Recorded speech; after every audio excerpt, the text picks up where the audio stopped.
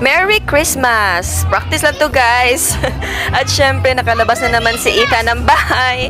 At ayan, super happy kiddo siya. Maganda ang setup dito sa SM Seaside. Feels na feels ang Christmas vibe. It's a Sunday kaya maraming tao. Gusto sana namin magpa-picture sa lahat ng mga picture taking areas. Kaso lang, ang daming nakalinya guys. At dyan guys, nakita niyo guys, amazed na amazed si Ethan sa pig or giant bear. Kaya nilapitan niya ito pero nasita kami ng security guard. Ang sarap mamasyal kapag ganitong season. Maraming pakulo at ang kukulay ng paligid. Maraming events and sale items. Kaso this time, maaga kaming umuwi kasi pagod na rin kami galing ng Lapu-Lapu City. Binisita namin ang lolo ni Ethan. And wala daddy ni Ethan this time. Kaya struggle is real peg ko dito guys. Tumatakbo si Ethan while me taking the video. Pero okay lang, nakakatuwa naman. At kay rebels pa rin.